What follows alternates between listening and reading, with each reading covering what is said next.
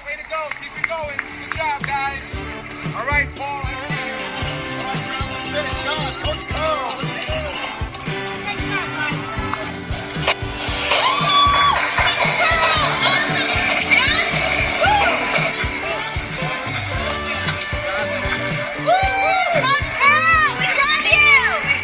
Hey there, it's Coach Curl here, and welcome to episode 223 of the Today's Leader podcast. Now, this week's guest is an Australian leader taking on the world.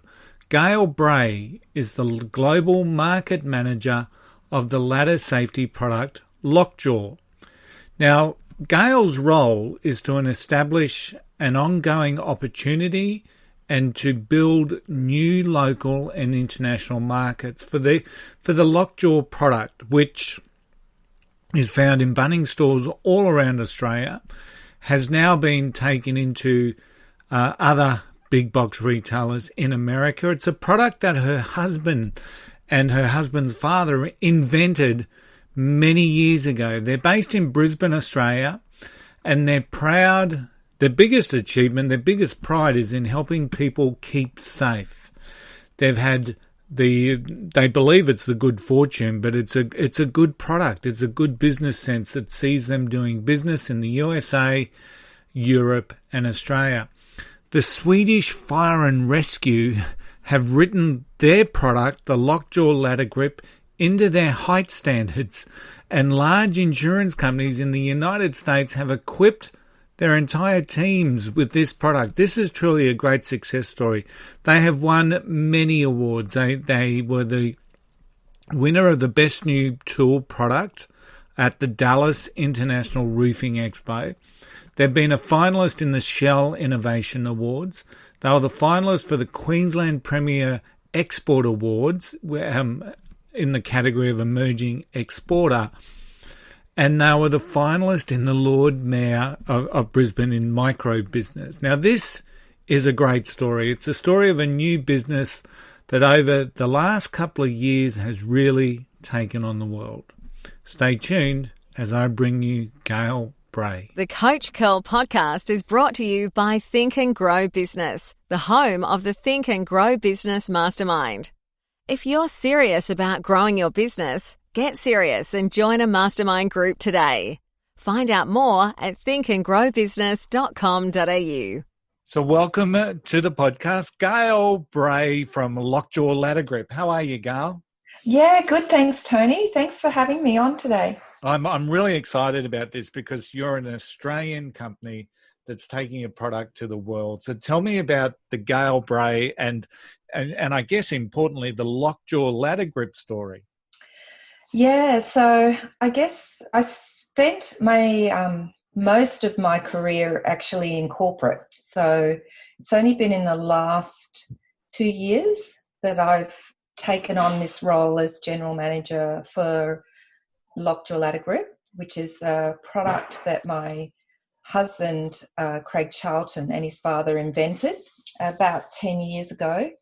And both Craig and Bob, his dad, were very, very passionate inventors. Yeah. And the product has been on the market for about 10 years, but really just more of a hobby business. So Craig had a full-time job and really, got it to a point where we protected the IP because his background is as a lawyer. So yeah. We did all the right things there, and then basically it just built a website, and it basically sat on the website. When I came into the business, I was working for oil and gas, some of the major oil companies. My background is actually chemistry. I have a degree in chemistry, so I hadn't actually worked in a small business before. So this was a very new venture for me, and I really didn't know what I was doing at all. I had an ambition and a goal, but I hadn't really had no idea how to start. So about 2 years ago, I thought, well, it's something I did want to do. We had this product that was sort of sitting in the background. I moved on from oil and gas, and I thought I really wanted to start the next chapter of my career and my life. Yeah. And so I really knew nothing about running a small business, nothing about the aspect, nothing about digital marketing or marketing at all, or sales or pricing. So I really had to start from scratch and really have a look at where we were and where we wanted to be.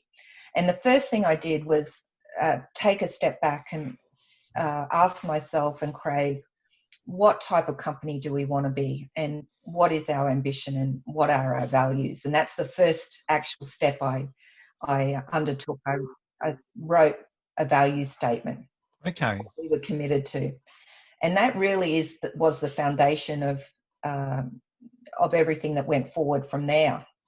And so and to be honest, when I took on the role, I didn't know. I knew we had a good product, but I didn't know if it was a great product.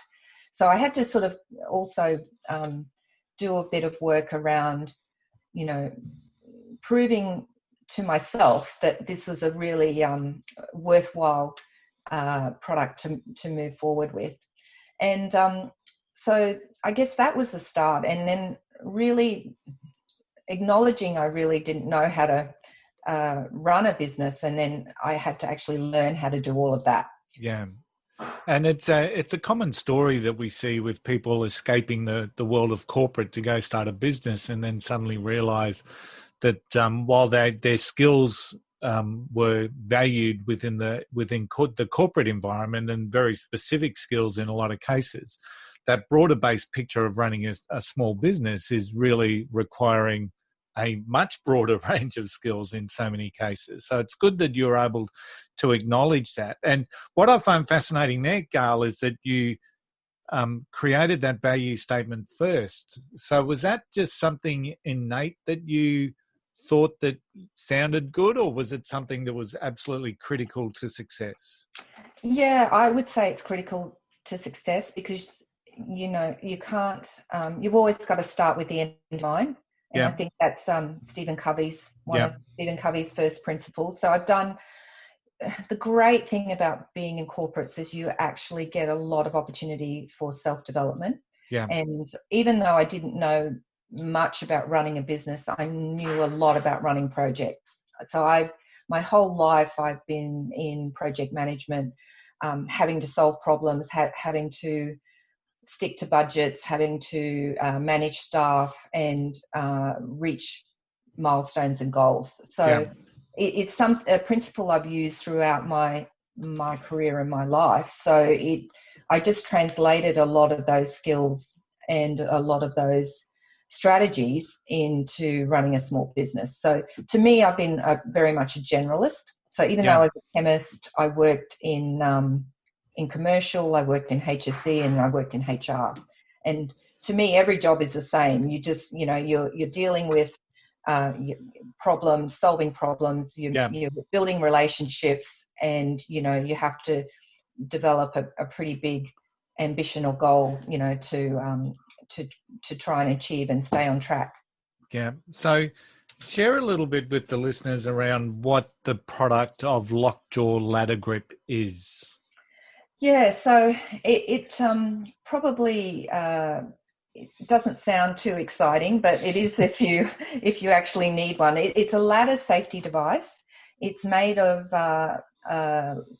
one of the strongest materials you can actually make a product like that of. It's made of nylon and steel, and it looks like it's basically, it secures a ladder to a gutter. So anyone that accesses a roof, and anyone who does that type of work will realize how dangerous it is. I think it costs, I was reading somewhere, there's something like 14 million ladders sold each year in the US. Wow. And a lot of people will fall, hundreds and thousands of people throughout the world suffer a fall from a ladder. And if you ask, anyone in the room, I can guarantee you they will either have fallen from a ladder, or they will have know somebody who's fallen from a ladder, and you're lucky if you get out of that without an injury. Yeah. So the most dangerous thing you can do is not so much climb the ladder, because the force is straight down. Yeah. But when the person transitions from the ladder to the roof, that is the most dangerous time. Okay. So our device locks that ladder down in a way that the ladder won't move at all. And there are very few products worldwide that actually perform that function. Yeah. And I would say none that actually do it in 5 seconds or less, and is affordable and is basically easy to use. So a lot of the other things, the products I've seen, take half an hour to set up, take 2 hands to set up, whereas best practice is 1 hand to keep 3 points of contact. Yeah. So it's very unique. So who is your typical, so you sold your product through retail chains. So who are some of your clients, let's call them your clients. So where can people find your product? Yeah, so we've been selling now in Bunnings Hardware nationwide.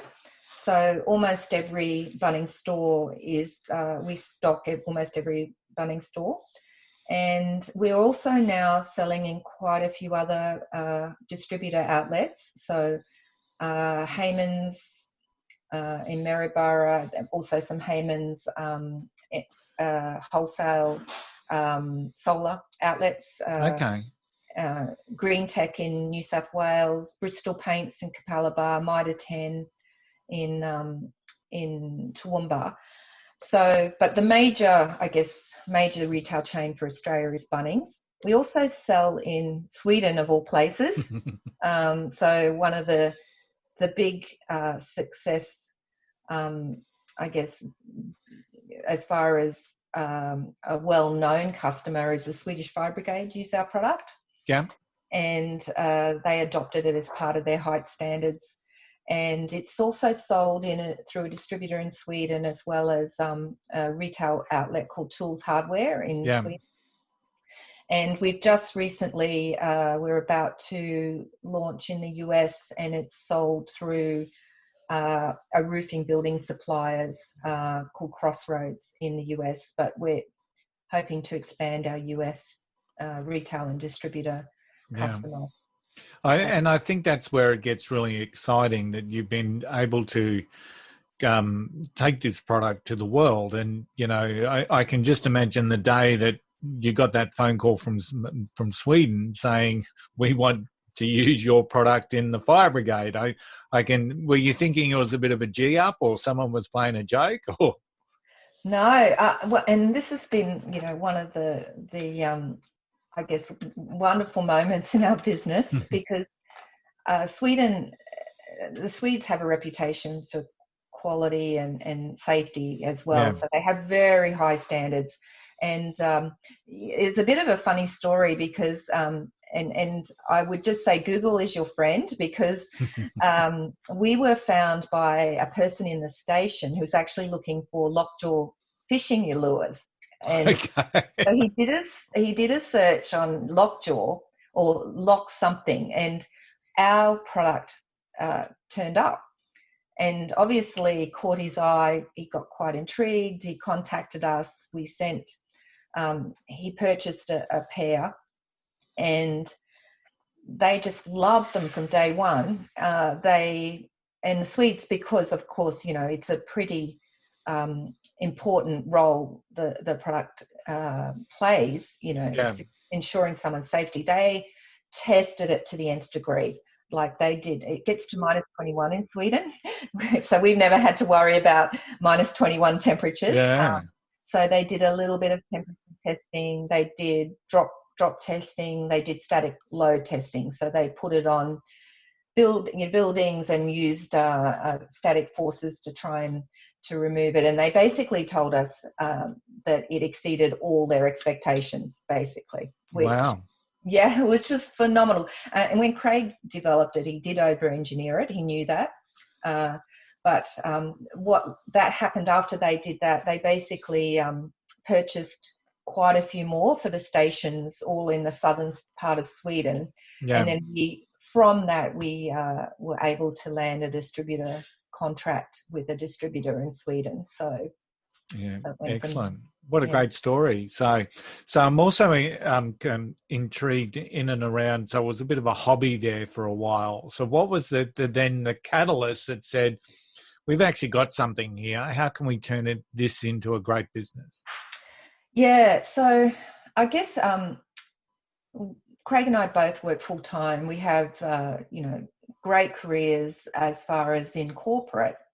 And I guess, had a big turning point where I actually was made redundant from a major company. And it was, I guess, a turning point in my life.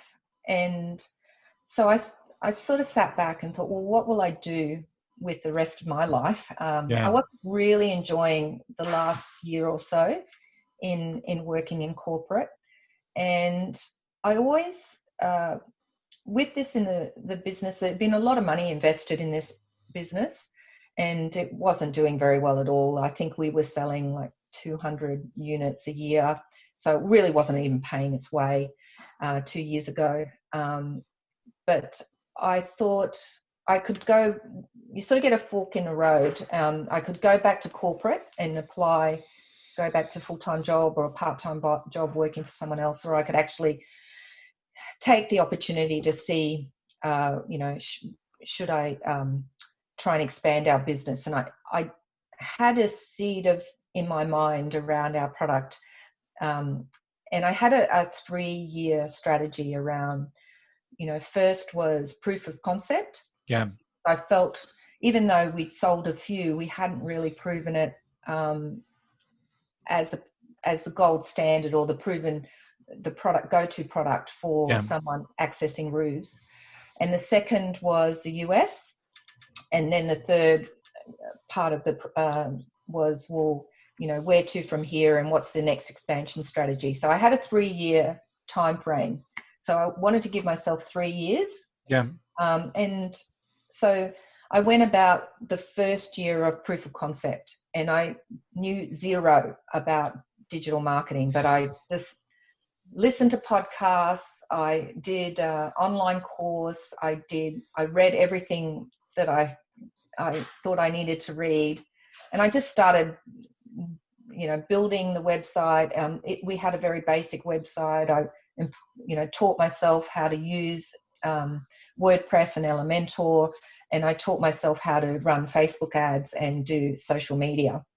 And that was really the turning point for the business. The Swedes had found us through Google, so that was sort of happening at the same time. Yeah.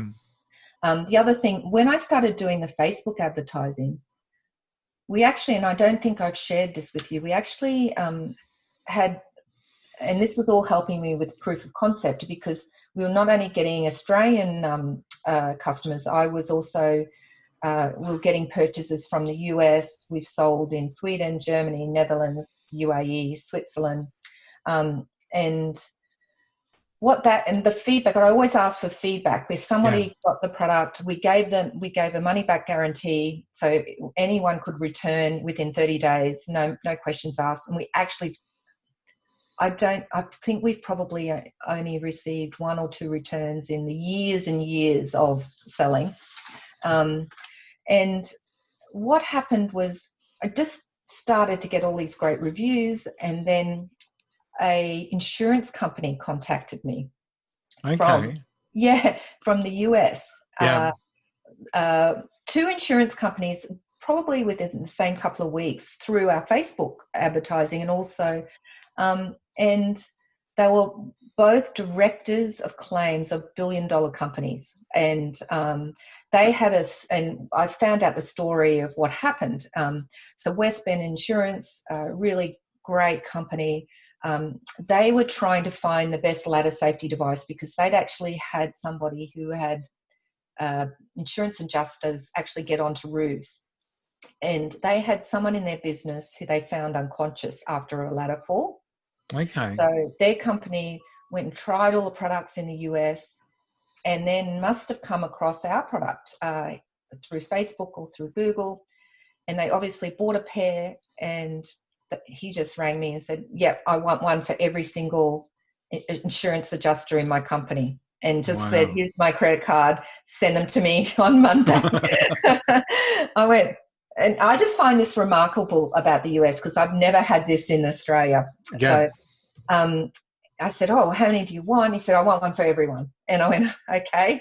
He said, and that was it. And then pretty much within the same few weeks, Tennessee Farmers Insurance. I think they have one farmers insurances in every state. This one's in Tennessee. They're in the top 10 biggest insurance companies in the US. Same deal. He said, "I've got insurance adjusters. We've trialed your product. We really like it. Send me 100. Can you send them next week?" And I was like, "Wow, that's great." But and that to me is just really satisfying, because insurance companies don't muck around with risk. They understand risk, they understand the consequence of a fall. It costs the community and governments and businesses billions of dollars each year. Yeah. So nailed proof of concept. Yeah, well, I think so. Yeah, well, we're 5-star on Google reviews now. Yeah. And just looking on your website, there's all video testimonials and whatnot. And I think in YouTube, there's a couple of people that wax lyrical about the product. So your product's pretty good. So then your challenge then is to get a good product out into the market. How did you find actually, say, approaching, like Bunnings is a big name here in Australia. Yeah. And I'd imagine, there would be for most people, there would have been some trepidation going towards a Bunnings scenario, or potentially what you've just discovered in the States, going over to the United States with 330 million people as a potential market. Yeah. A little bit of fear about, wow, this could be huge. So tell me about your approach from yourself as to how you got into Bunnings for starters, and then how you approached America. Yeah. Okay. So Bunnings was phenomenal. When Craig first started, he, this is sort of 19 years ago, he did approach Bunnings, and I guess this is, a lesson for any small business owner. He had obviously a new product then, and how important it is to have proof of concept, testimonials, all of that. And he had a lot of conversations with them. It went okay, but he wasn't able to, make that breakthrough and get the product on shelf. Well, when I joined the business, 2 years ago, I started building the reviews and getting the testimonials, and it just sort of came to me sort of 18 months ago. I said, "Why don't we talk to Bunnings again?"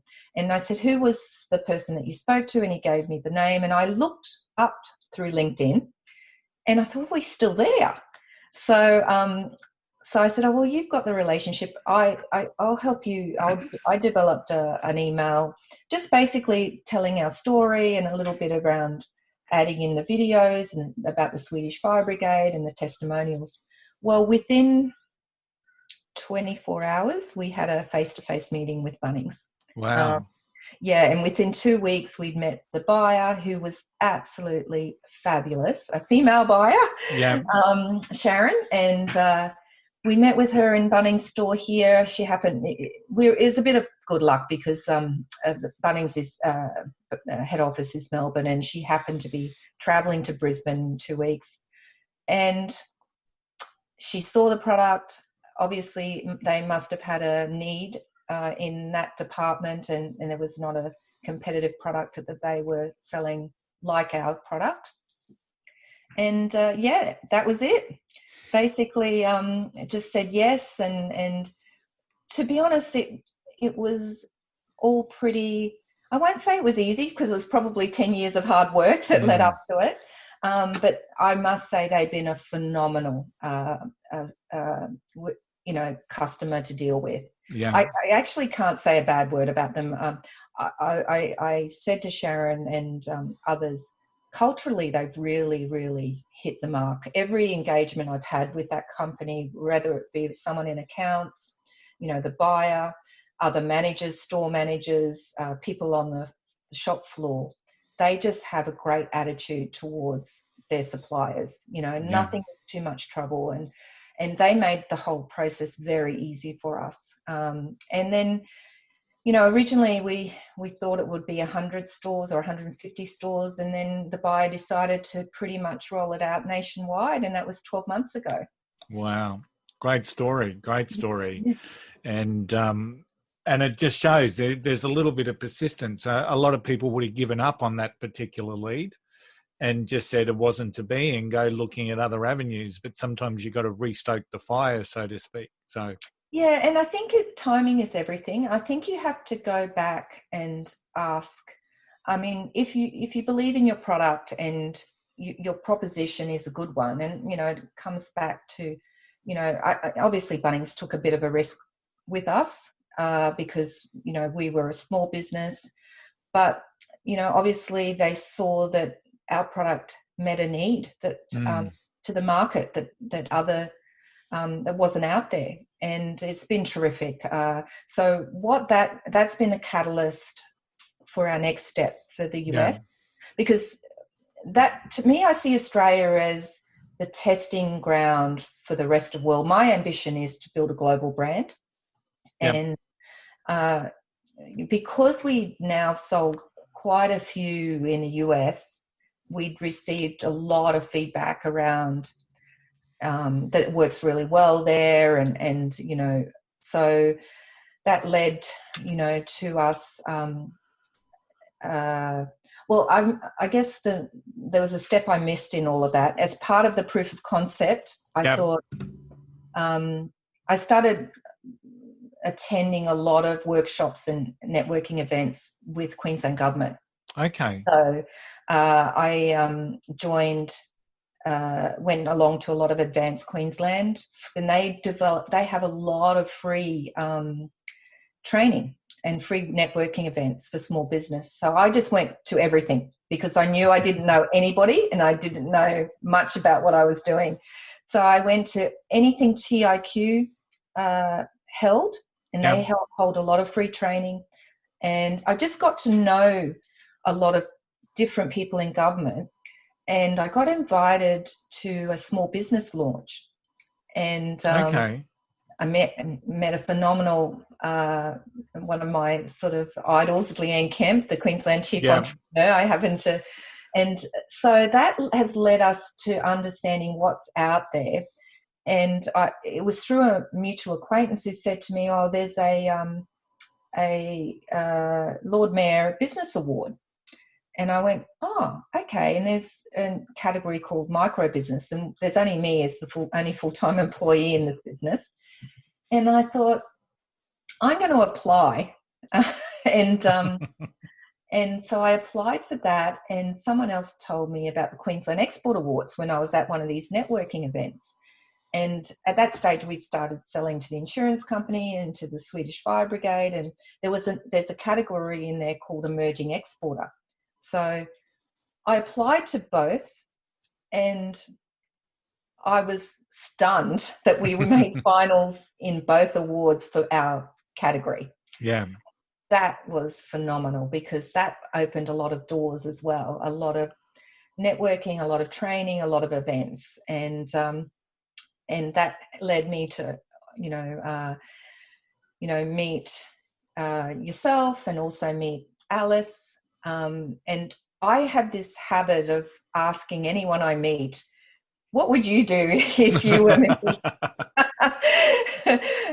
Because I like to know what people, other successful business people, what they've done and what's worked for them. And I try and, I don't necessarily always take that advice, but I always go, well, that might work. Or yeah, that's a great idea. And then I try and see if that's something that would be useful in our business. Yeah. Yeah. So going to America's not shy on confidence. The people over there, they have a very good level of self-confidence in the main. So tell me about how was your mindset going into that? Because yes, you had the insurance companies, you had a little bit of success in relation to that, and then you went to some trade shows and you were meeting some people. So walk me through how you prepared for those conversations. Yeah, we went just before COVID. We were so lucky. I really wanted to get there early because I had a 3-year plan and I wanted to be over there early in the year to sort of get our product known. Went to the Dallas trade show and that was amazing. And a company in New York called Mine 64, who are a sales and branding company. And now that went really well. They represent innovative companies and help Australian companies as well as other companies bring their product to the big box hardwares. So that's their niche. They've been in business for about 30 to 40 years. We had a meeting in New York with the chief, I think, operating officer and a VP over there. That was a bit nerve-wracking, but just nice people. We were very lucky that we got to meet them on the Sunday. They made time for us because they knew we were flying in from Australia, and we only had a couple of days before the trade show. Yeah. And as soon as they saw the product, and of course we had a lot of the testimonials, we've been ranked in the top 7 tools by a big roofing influencer. Yeah. That was about sort of 6 or 7 months prior. And they just looked at the product and basically said, yes, this will work here. So they obviously had a lot of experience in sales and marketing and branding, and we've been really working that, the next steps on that since. And then COVID hit, but the Dallas trade show was phenomenal. We spoke to people for 2.5 days on the lockjaw. We had a lot of people come to our stand. We won the best new product, which we were just like could not believe. Yeah. So it's the biggest roofing show in the US. So they have, and it was about 15,500 attendees, and we were voted by the attendees as the best new product for residential, application. Yeah. So that we just did not expect that, but that was terrific. And then we were very fortunate. We actually went to Sweden to see the distributor there, and we actually met the commander of the Helsingborg fire station, who took us through demonstrations of the product, took us all through the fire training, and that was phenomenal as well. Yeah. So a bit of a success journey for, say, the last 18 months, 2 years. So, but along the way, there's always those troughs that we fall into, or the feelings of failure, or the perceptions that we failed. How do you deal with that? How do you deal with those troughs when they come? And what are some of the strategies that you use that pull you out of that? Yeah, it's so true. I would say bringing a new product to market is one of the most difficult things you will ever do. And I think Craig pretty much did it solo, even though I, was we're living together, and I really was not part of the business until 2 years ago. It was his thing. And I tell you, it was been really difficult because, beating your head against a wall, really, trying to get your product out there and not getting great acceptance. So it was really tough. And even this last 2 years, I wouldn't still label us a success yet. When I hit the US market and I get my first big box hardware, I will be saying, yep, I feel we're getting there, but I've got an ambition for a global brand, so I'm not going to rest until we get there. But I think my advice is you must have a team. Yeah. Even if you're a small business, you have to fill your team with, it's almost like 3 components. You need an ideas person, you need an implementer and an operator, and you need a financial controller. sort of someone to look after your or understand your finances, because if you let one of those three legs of the chair go, doesn't matter how good your business or your product is, you won't have a good business. Yeah. You need, Craig is very much the creator and the ideas person. I'm very much, coming back from my corporate experience and project experience, I'm very much an implementer and an operational person. So I just go, I must go from A to B. How do I go from A to B? And what are all the steps? And what are the things I need to get there? And who do I need to talk to? Yeah. So it has been tough. It's a bit like the tipping point. And when people, ask other inventors, I'm sure Dyson said, I'm an overnight success after 15 years of hard work. And you'll get no's, like we got no's for Bunnings. Some of the problems, we've had problems with our IP, not, people trying to steal IP. That's one thing I would recommend, that any inventor or new product to market, you need to understand how all the patents and trademarks work, because so there's some pretty dishonest people out there that will try and steal your IP. Yeah. So I would suggest what you need is you have to be a type of person that's prepared to push through a lot of times when you don't get sales. But you have to also have a plan and a strategy. If you don't have a plan and a strategy, you'll just waft along. And also you have to celebrate successes along the way. So, you have to pick a couple of milestones. And, I think for us, the awards, Craig had won a finalist for an innovation award. It was back in 2013. Last year, we were finalists for the Queensland Export, the business awards for the Lord Mayor, and then we won the best new tool in Dallas. Yeah, that's huge. Yeah, and all of that is all a proof of concept, right? Yeah. So fly by. People don't think, oh, you're just a small one-person band. People say, well, actually, this company is supplying the biggest hardware chain in Australia. Yeah. We haven't had. I don't think we may have had one return in the thousands and thousands we've sold through retail and wholesale. That's it. We've proved that our product lasts, it's useful, and we've got 5 stars on Google. So you use those things as well. These are our success stories, not saying there haven't been very difficult times all the way through. Yeah. So who inspired you in your journey, in your leadership journey? Who's been your inspiration? I guess there's quite a few. I do a lot of reading. So I try and listen to podcasts, Tony. So good on you for getting out there, because I'm sure you'll be helping many people. Yeah. I listen to Tim Ferriss. Yep. I think I've listened to every single podcast he's ever made, because he interviews world leaders in their field. So I don't just look locally for people to inspire me. I look at the best in the world. So I read a lot of books. I've had a lot of my own personal coaching. I've had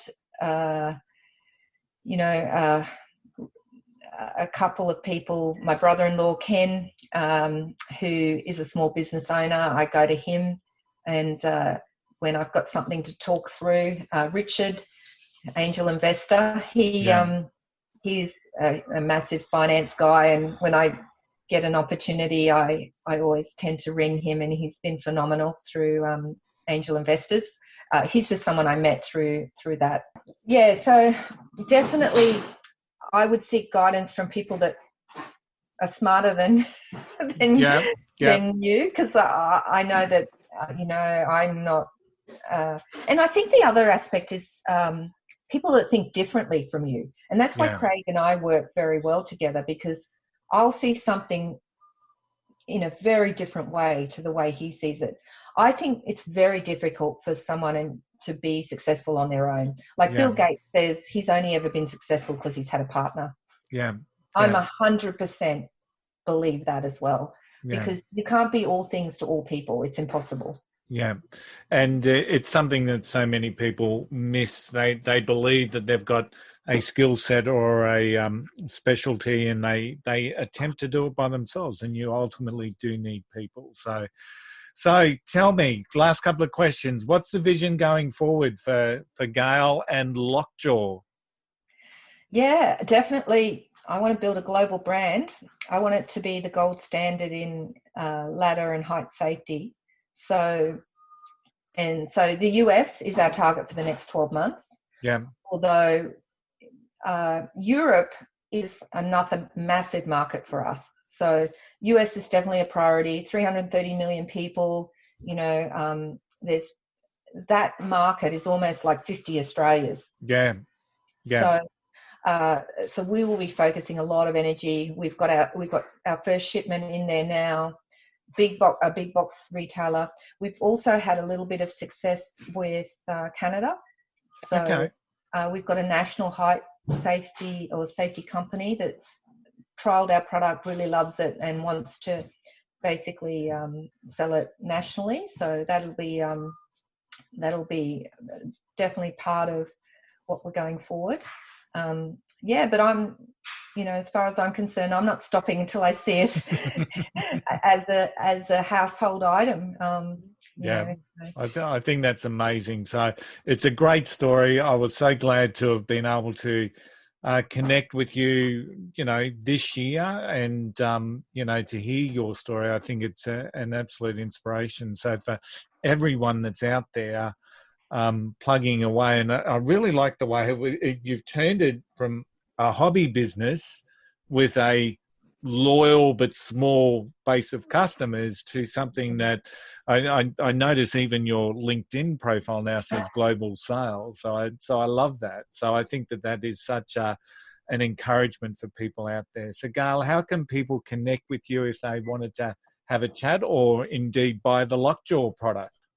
Yeah, well, through LinkedIn. I'm on LinkedIn, and also just through our website. So there's, if you just go to type in Lockjaw Ladder Grip, you'll find our website.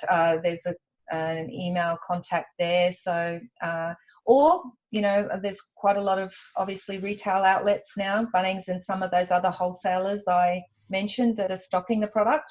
So that's definitely a way. And or even if it's a retailer you don't use, you can ask about us and hopefully they'll stock us. So everyone can help.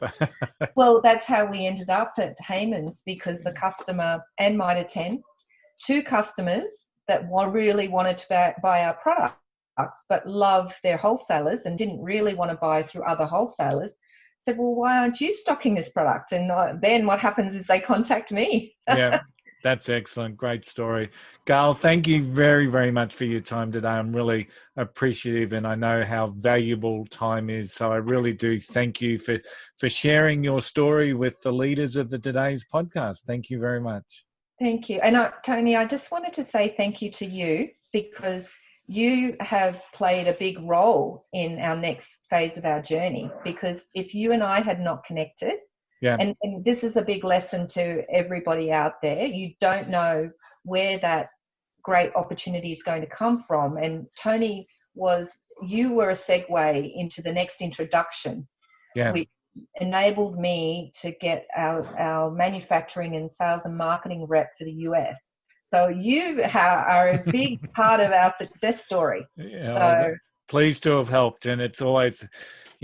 people get inspired by what they hear, and I'm absolutely inspired by your story. So if my introduction to the right people have helped you, I'm glad for you. So that's awesome. So thanks very much, Gail. Thank you. Join the group of people impacted by seriously simple stuff to get you unstuck. The first book by Tony Coach Curl. Available at Amazon, Tony's Simple Stuff provides the tool for people to master your life and aspirations. 20% of every book sold supports Carter's cause. Now, I hope that you enjoyed that conversation and that you're inspired by what it is that you can do with a new product, a new service, a new business idea. But there were some really key takeaways that I just wanted to expand on a little bit that Gail shared during the interview. Starting a business with a foundation of their values was such a wise and incredibly smart move. Beginning with the end in mind is what Gail spoke about. It's a Stephen Covey quote from 7 Habits of Highly Effective People. Decide what the business looks and feels like for the years to come. Now, many businesses will miss that vital component, or they don't place a value on it, and they end up with a business potentially dictated to by poor decisions without an understanding of the deeper context. They make a decision based on commercial outcomes as opposed to their values base. And it's really important to understand the difference there, because not every commercial decision is going to be a wise one for your business to be involved in. Now, one of the key influences in Australia at this moment in time, and he's a very close friend of mine, he found, I won't mention his name, but he found his true core and calling just over the last couple of years, after what he would term as 2 wasted decades of exploding success.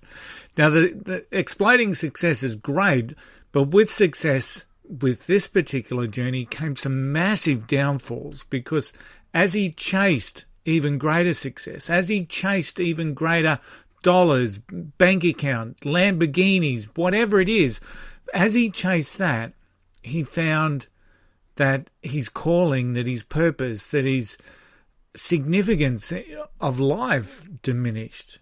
So the exploding success was mired with substance abuse and ultimately 2 bankruptcies.